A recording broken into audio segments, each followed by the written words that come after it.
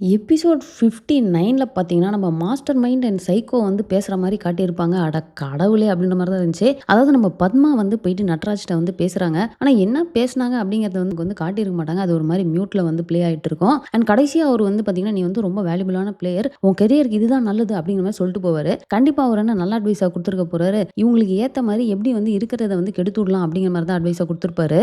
அப்படி என்னதான்டா இவன் சொன்னான் அப்படிங்கிற ஒரு ஃபீல் தான். அண்ட் நெக்ஸ்ட் நம்ம எக்ஸ்பெக்ட் பண்ண மாரியே நம்ம பத்மா வந்து ஆல்ரெடி இந்த மாதிரி ட்ரெய்னிங் மேட்ச்ல இந்த விஷயத்த பண்ணியிருப்பாங்க.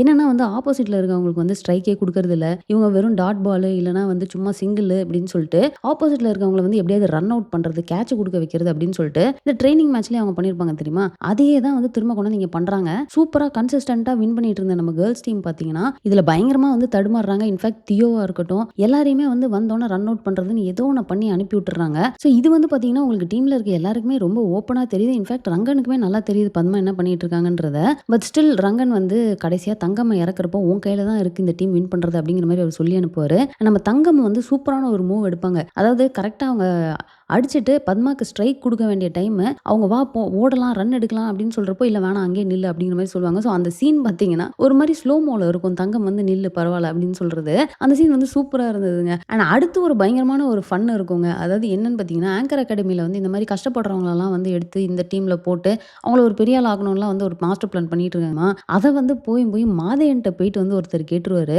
அதுக்கு மாதேயன் சும்மா லெஃப்ட் அண்ட் ரைட் பயங்கரமா பேசுவாரு. அது சூப்பரா இருக்கும். "இத மட்டும் நீ வெளிய சொல்லியிருந்தேன்னா நடக்கிறதே வேற" அப்படின்னு சொல்லிட்டு அசிங்க அசிங்கமா அவர திட்டுவாரு. அதெல்லாம் வந்து சூப்பரா இருக்கும். அதாவது மாதேயன் வந்து மாதேயன் மாரி பேசுவாரோ, அந்த மாரி பேசியிருப்பாரு. அண்ட் அதுக்கப்புறமா அவர் போயிட்டு கிரீஷ்ட்ட அசிங்கமா இல்ல வந்து என்ன இங்க வர சொல்லி கெஞ்சிட்டு இருக்கான் உங்க டீம்ல ஒருத்தன். போய் அவன்ட்ட சொல்லு அப்படிங்கிற மாரி சொல்லுவாரு. ஸோ அந்த இடத்துல நம்ம கிரீஷ் பார்த்தீங்கன்னா, அப்பவும் அதாவது அவருக்கு அந்த ஹெட் வெயிட் வந்து எந்த அளவுக்கு இருக்கு அப்படின்னா, "பரவால்ல நீ கஷ்டப்பட்டுட்டு தானே இருக்க. கஷ்டப்படுறவங்களுக்கு வாழ்க்கை குடுக்கலான்னு பார்த்தாங்க. அதுல உனக்கு என்ன பிரச்சனை?" அப்படின்னு சொல்லிட்டு சொல்லிக்க முடியாத இடத்துல இருந்து உனக்கே வந்து இவ்வளோ திமிரு இருந்தா, என் ஸ்டேட்டஸ்க்கு எனக்கெல்லாம் எவ்வளோ திமிரு இருக்கும் அப்படிங்கிற மாரி அவர் பேசிருவாரு. ஸோ நம்ம பத்மா பண்ண வேலையால பார்த்தீங்கன்னா, கேர்ள்ஸ் டீம் ஃபர்ஸ்ட் டைம் தோத்து போயிடுறாங்க. அண்ட் யாரு கூட அப்படின்னு பார்த்தீங்கன்னா, நம்ம ஆங்கர் அகாடமியோட போயிட்டு தோத்து போயிடுறாங்க. அவங்க வந்து வின் பண்ணிடுறாங்க.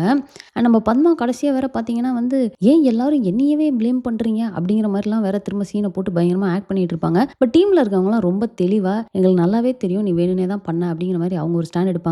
இன்ஃபாக்ட் லாராலாம் பயங்கரமா டென்ஷன் ஆகி வந்து சண்டை போட்டு ப்ளேம் பண்ணிட்டு இருப்பாங்க. அண்ட் நம்ம ரங்கன் பார்த்தீங்கன்னா, அந்த இடத்துல அப்படி உள்ள வந்துட்டு, "ஏன் எல்லாரும் அவங்கள திட்டுறீங்க? ஒரு மேட்ச் வந்து தோத்துட்டா இப்படி தான் ப்ளேம் பண்ணுவீங்களா? ஜெயிச்சுட்டா மட்டும் செலிப்ரேட் பண்றீங்களா?" அப்படிங்கிற மாரிலாம் சொல்லிட்டு பத்மாக்கு சப்போர்ட் பண்ணுவாரு. பட் நீங்க நோட் பண்ணீங்கன்னா, கடைசியா அவர் கிளம்புறப்போ, "பத்மா இட்ஸ் ஓகே" அப்படின்னு சொல்லிட்டு ஒரு ஸ்மைல் ஒண்ணு குடுத்துட்டு போவார் தெரியுமா? அது வந்து செமையா இருக்கும். ஸோ எபிசோட் 59ல நடந்த எல்லாத்தையுமே நம்ம ரிவ்யூ பண்ணி, அடுத்த எபிசோட் 60ல என்ன நடந்துச்சு அப்படிங்கிறத ரிவ்யூ பண்ணி செப்பரேட்டா ஒரு வீடியோ போடுறேன். மிஸ் பண்ணாம பாருங்க. ஸோ இந்த வீடியோ இதோட முடிச்சுக்கிறேன். இந்த வீடியோ உங்களுக்கு பிடிச்சா லைக் பண்ணுங்க, உங்க ஃப்ரெண்ட்ஸ் எல்லாமே ஷேர் பண்ணுங்க. மறக்காம சேனலை சப்ஸ்கிரைப் பண்ணி சப்போர்ட் பண்ணுங்க. தேங்க்ஸ் ஃபார் வாட்சிங். Bye by.